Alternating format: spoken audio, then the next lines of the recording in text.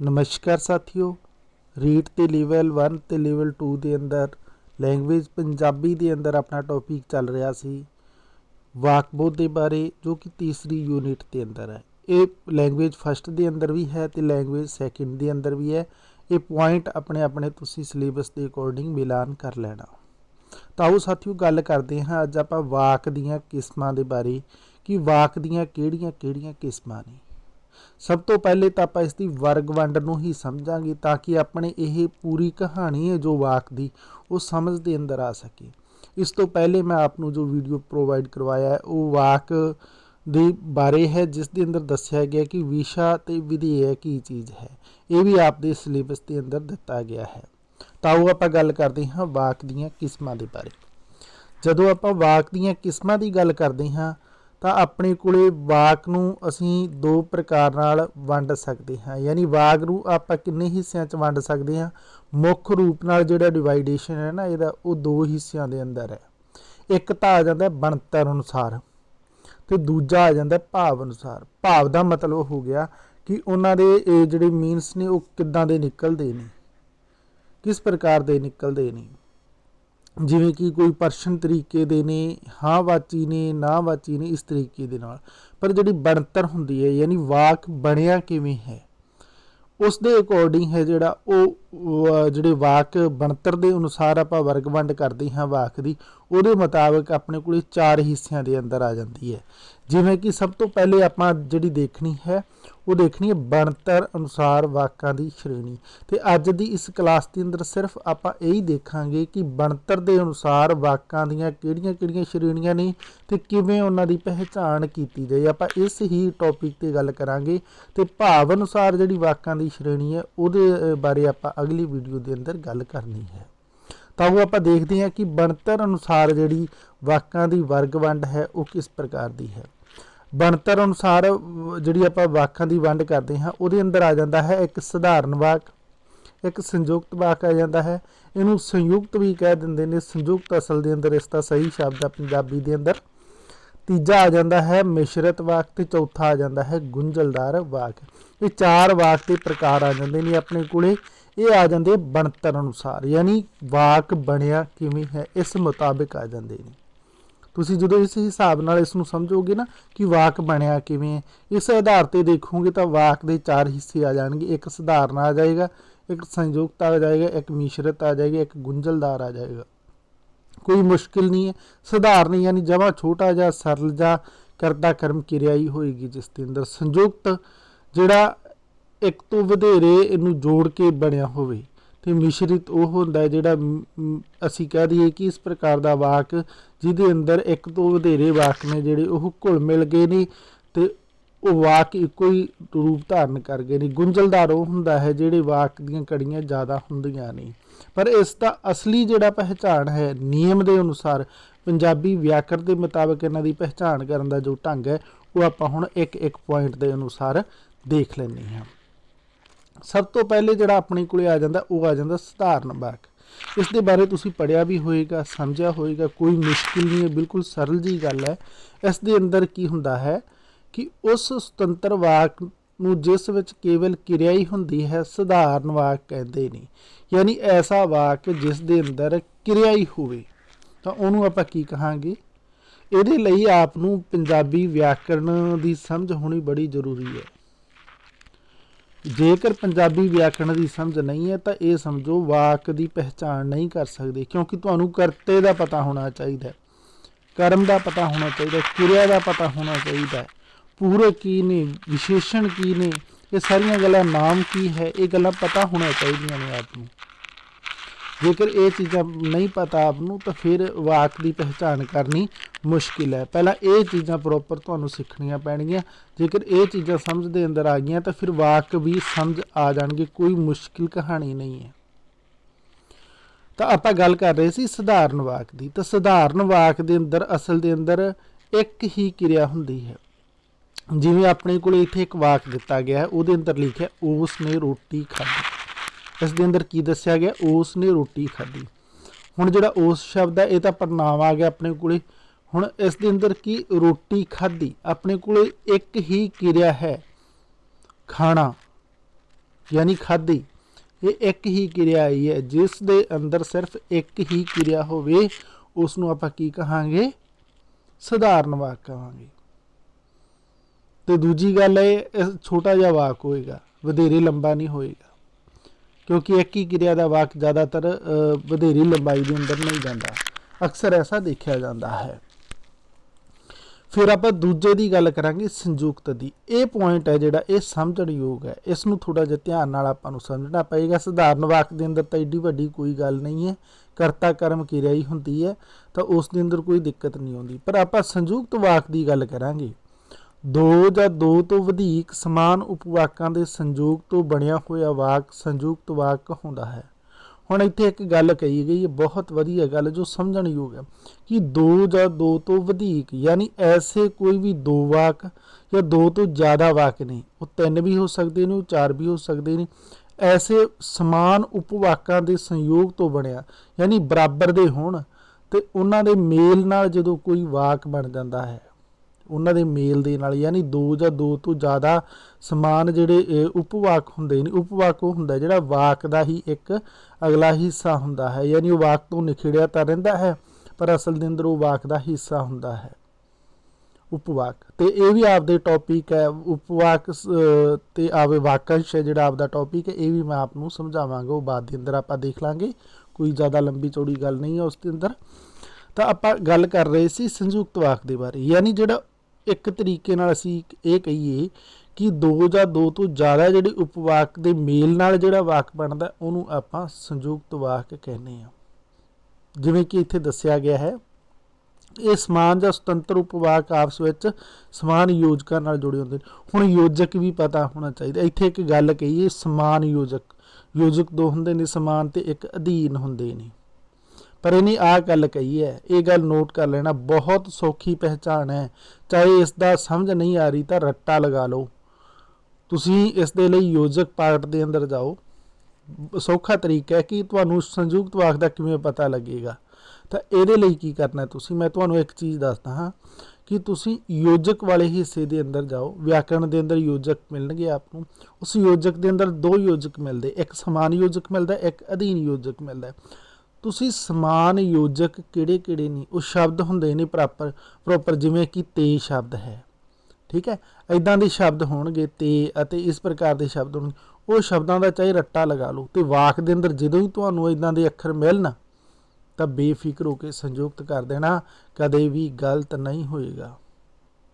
पर शर्त यह है कि आपनूं पता पहचान होनी चाहिए भी ये समान योजक है, ये सब तो वड्डा इसका नियम है।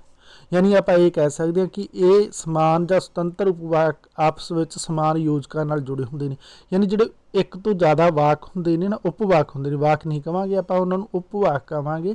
तो उपवाक होंगे ने वो जुड़ते किवें है, वो समान योजकों के नाल जुड़ते हैं। जिवें कि इत्थे आया चाह भी पीओ तो रोटी भी खाओ। हुण आपां ते शब्द हटा के दो वाक बना सकते हैं, जिवें कि चाह भी पीओ, फिर अगे कुछ भी नहीं है, वो आप डंडी लगा दी, उस तो बाद कहेंगे रोटी भी खाओ, ये दो वाक बन गए। पर ये छोटे छोटे वाक है, असल के अंदर ये अंदर जो ते शब्द आया ये असल के अंदर समान योजक है। समान योजक लगा के ये दो उपवाकों को जोड़ दिता गया तो संयुक्त हो गई, जोड़न का काम किया ना, इसलिए संयुक्त हो गई, ते नहीं जोड़िया।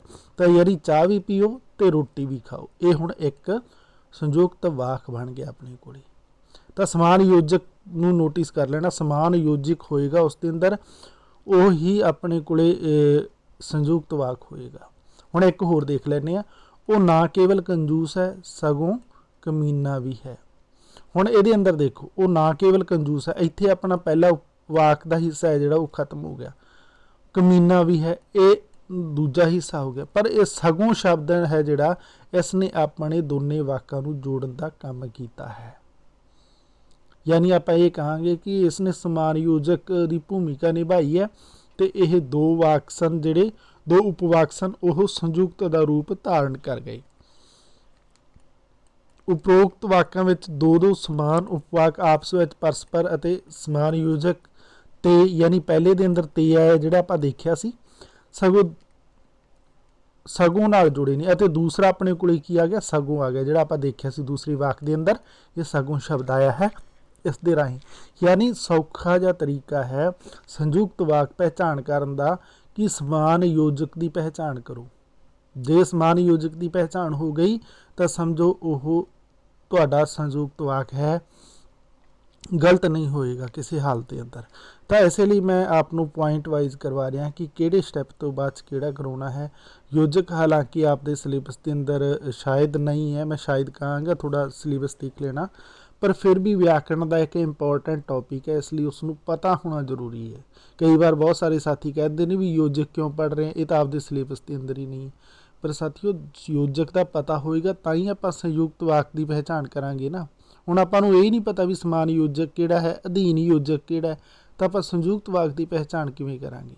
तो इसलिए कई बार अपने सिलेबस च नहीं है, पर दूसरा सिलेबस कवर अपना जिहड़ा टॉपिक है वो आपां कवर करन दे लई उस दे नाल जुड़ी हुई कड़ी है जिहड़ी उसनूं समझना जरूरी हो जाता है। इसलिए अक्सर मैं कहना हाँ कि वीडियो तुसीं विचालों देख के कमेंट कर देंगे हो कि सर इस टॉपिक ते वीडियो दो, वीडियो पहला ही उस कड़ी दे अंदर उस एक लड़ी दे अंदर देने की कोशिश होंदी है कि एक एक चीज़ तो बाद स्टैप बाई स्टैप समझदा जावे।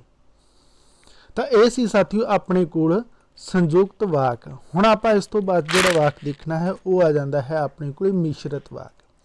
इस तो पहले आपां सधारण ते संयुक्त देख चुके हैं, तो हुण गल करदे हां आपां मिश्रित वाक दी। असल दे अंदर मिश्रित वाक समझण योग एक वाक है।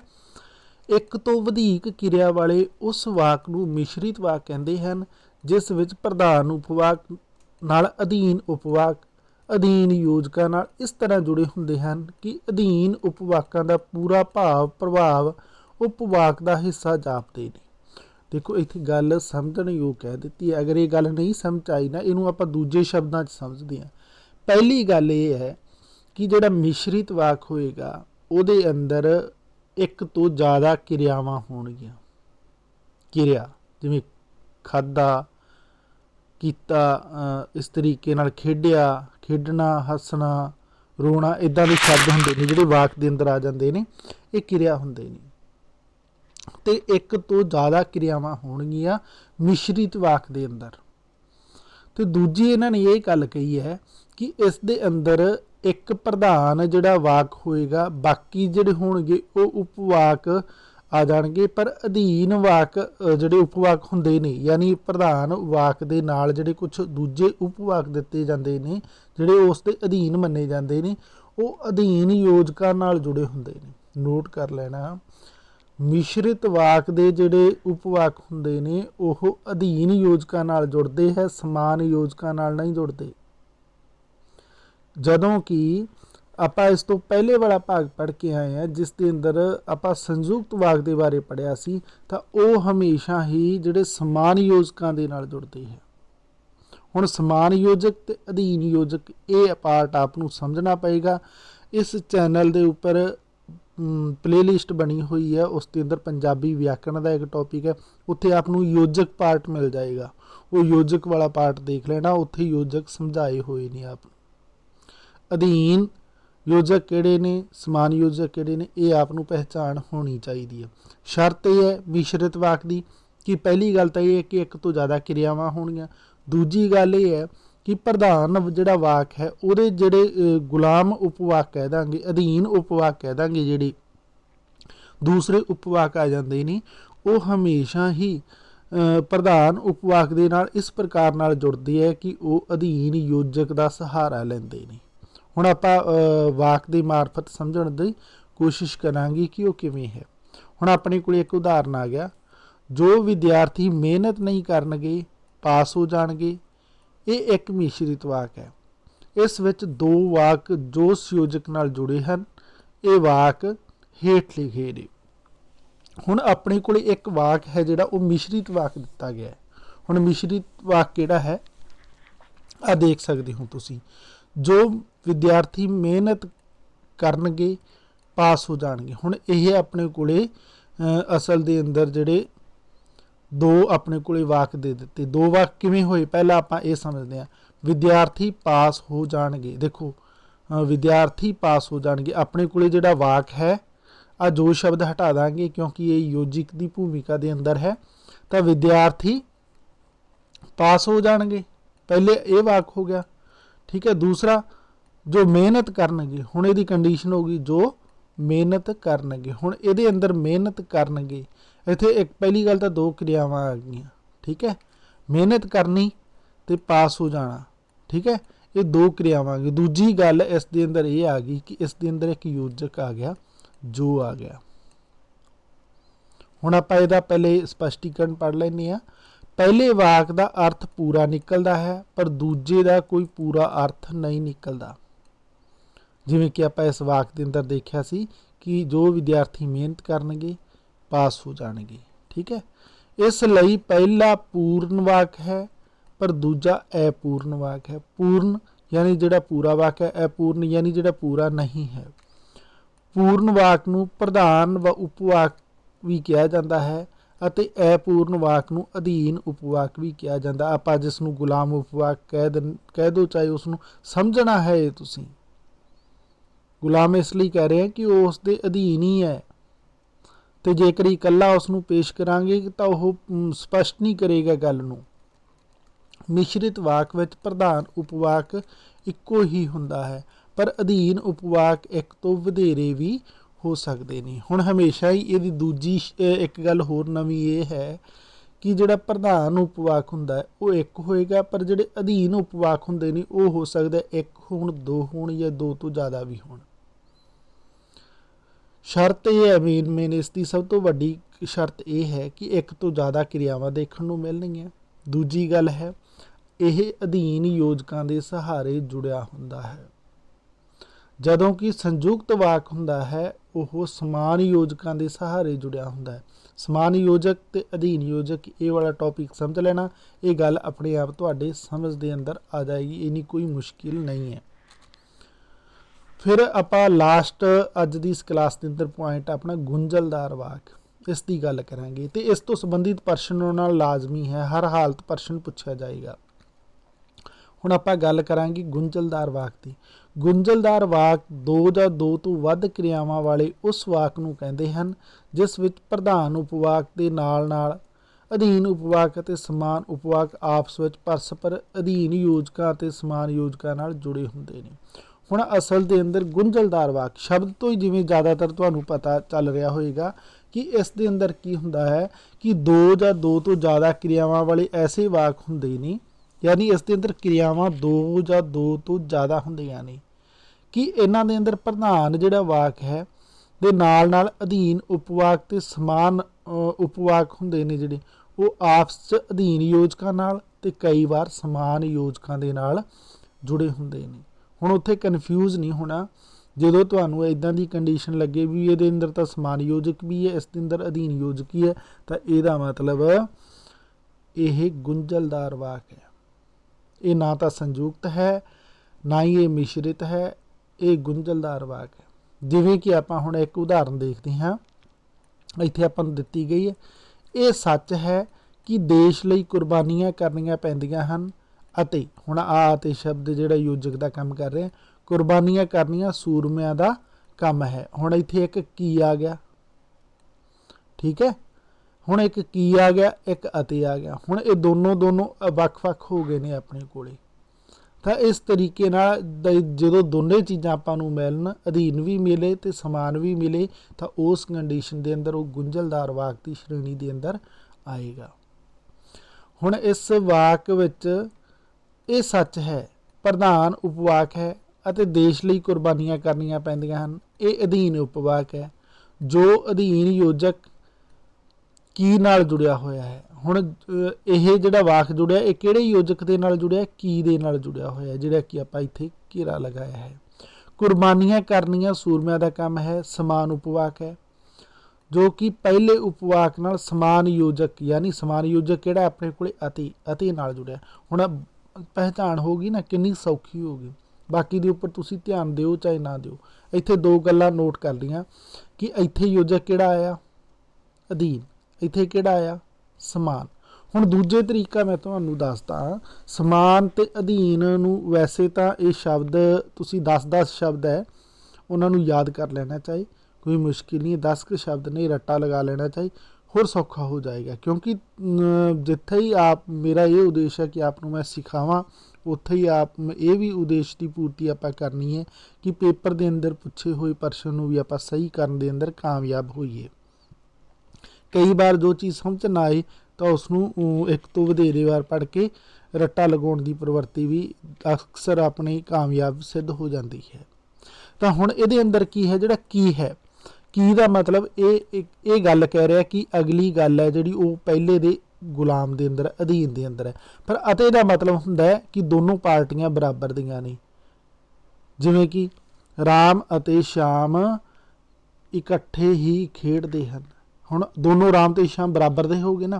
ਹੁਣ ਜਦੋਂ ਬਰਾਬਰ ਦੇ ਹੋਣ ਤਾਂ ਬਰਾਬਰ ਦੇ ਨੂੰ ਆਪਾਂ ਸਮਾਨ ਕਹਿ ਦਿੰਦੇ ਹਾਂ, ਪਰ ਜਦੋਂ ਕਿਸੇ ਦੇ ਅਧੀਨ ਆ ਜਾਂਦਾ ਹੈ, ਜਿਵੇਂ ਕਿ ਇਹ ਸੱਚ ਹੈ ਕੀ, ਯਾਨੀ ਕੀ ਸੱਚ ਹੈ। ਹੁਣ ਕੀ ਜਿਹੜਾ ਸ਼ਬਦ ਹੈ ਇੱਥੇ ਉਹ ਅਧੀਨ ਪ੍ਰਵਰਤੀ ਦੇ ਅੰਦਰ ਹੈ। ਇਸ ਤਰੀਕੇ ਨਾਲ ਵੀ ਤੁਸੀਂ ਸਮਝ ਸਕਦੇ ਹੋ, ਪਰ ਇਸ ਦੇ ਲਈ ਤੁਹਾਨੂੰ ਥੋੜ੍ਹਾ ਜਿਹਾ ਧਿਆਨ ਦੇਣਾ ਪਏਗਾ। ਪਰ ਫਿਰ ਵੀ ਮੈਂ ਇਹ ਕਹਾਂਗਾ ਕਿ ਇਹਨਾਂ ਨੂੰ ਤੁਸੀਂ ਇੰਝ ਕਰਨਾ, ਅਧੀਨ ਯੋਜਕ ਤੇ ਸਮਾਨ ਯੋਜਕ ਨੂੰ ਤੁਸੀਂ ਯਾਦ ਕਰ ਲੈਣਾ। ਇਹ ਪਹਿਚਾਣ ਕਰਦੇ ਸਰ ਤੁਰੰਤ ਵਾਕ ਆਪ ਦੀ ਸਮਝ ਦੇ ਅੰਦਰ ਆ ਜਾਏਗਾ, ਕੋਈ ਮੁਸ਼ਕਿਲ ਨਹੀਂ ਹੋਏਗਾ, ਬੜਾ ਹੀ ਸੌਖਾ ਹੈ। ਸਧਾਰਨ ਵਾਕ ਜਿਸ ਦੇ ਅੰਦਰ ਇੱਕ ਕਿਰਿਆ ਹੁੰਦੀ ਹੈ। ਇਸ ਤੋਂ ਬਾਅਦ ਆ ਜਾਂਦਾ ਆਪਣੇ ਕੋਲ ਸੰਯੁਕਤ, ਜਿਸ ਦੇ ਅੰਦਰ ਸਮਾਨ ਯੋਜਕ ਹੁੰਦੇ ਨੇ। ਇਸ ਤੋਂ ਬਾਅਦ ਆ ਜਾਂਦਾ ਮਿਸ਼ਰਿਤ, ਜਿਸ ਦੇ ਅੰਦਰ ਅਧੀਨ ਹੁੰਦੇ ਨੇ, ਪਰ ਗੁੰਝਲਦਾਰ ਵਾਕ ਉਹ ਹੁੰਦੇ ਨੇ ਜਿਹਦੇ ਅੰਦਰ ਸਮਾਨ ਯੋਜਕ ਵੀ ਹੁੰਦੇ ਨੇ ਤੇ ਅਧੀਨ ਯੋਜਕ ਵੀ ਹੁੰਦੇ ਨੇ। ਮੈਨੂੰ ਆਸ ਹੈ ਕਿ ਆਪਣਾ ਇਹ ਸਿਲੇਬਸ ਦੇ ਅੰਦਰ ਦਿੱਤਾ ਗਿਆ ਪੁਆਇੰਟ ਬਣਤਰ ਦੇ ਆਧਾਰ 'ਤੇ ਵਾਕ ਵੰਡ ਹੈ ਜਿਹੜੀ 4 ਪ੍ਰਕਾਰ ਨਾਲ ਆਪਾਂ ਸਮਝੀ, ਤਾਂ ਆਪ ਨੂੰ ਸਮਝ ਆਈ ਹੋਏਗੀ। ਇਹਦਾ ਕਿੰਨਾ ਕੁ ਬੈਨੀਫਿਟ ਹੋ ਰਿਹਾ ਇਹ ਆਪ ਕਮੈਂਟ ਦੇ ਮਾਰਫਤ ਦੱਸਦੇ ਰਿਹਾ ਕਰੋ। ਇਹ ਆਪਦੇ ਕਮੈਂਟ, ਲਾਈਕ, ਸ਼ੇਅਰ ਨੇ ਜਿਹੜੇ ਉਹ ਮੇਰੀ ਹੌਸਲਾ ਅਫਜ਼ਾਈ ਕਰਦੇ ਨੇ। ਇਹੀ ਆਪ ਦੇ ਵੱਲੋਂ ਭੇਜੀ ਗਈ ਮੇਰੇ ਲਈ ਸਭ ਤੋਂ ਵੱਡੀ ਕਮਾਈ ਹੈ ਤੇ ਮੇਰਾ ਉਦੇਸ਼ ਹੈ ਵਿਦਿਆਰਥੀ ਹਿੱਤ 'ਚ ਹਮੇਸ਼ਾ ਹੀ ਜਿੰਨਾ ਕੁ ਬਣਦਾ ਯੋਗਦਾਨ ਹੈ ਮੈਂ ਆਪਣਾ ਪਾ ਸਕਾਂ। ਮੈਨੂੰ ਆਸ ਹੈ ਕਿ ਆਪ ਨੂੰ ਜਲਦ ਇਸ ਇਮਤਿਹਾਨ ਦੇ ਮਾਰਫਤ ਕਾਮਯਾਬੀਆਂ ਮਿਲਣਗੀਆਂ ਤੇ ਆਪ ਸੁੱਖ ਦੇ ਸੁਨੇਹੇ ਭੇਜੋਗੇ। ਐਸੀ ਆਸ ਦੇ ਨਾਲ ਮਿਲਦਾ ਹਾਂ ਅਗਲੀ ਕਲਾਸ ਦੇ ਅੰਦਰ, ਅਗਲੇ ਪੁਆਇੰਟ ਦੇ ਅੰਦਰ, ਜਿਸ ਦੇ ਅੰਦਰ ਆਪਾਂ ਦੇਖਣਾ ਹੋਏਗਾ ਭਾਵ ਦੇ ਅਨੁਸਾਰ ਵਾਕ ਸ਼੍ਰੇਣੀਆਂ। ਉਦੋਂ ਤੱਕ ਦੇ ਲਈ ਧੰਨਵਾਦ ਸਾਥੀਓ।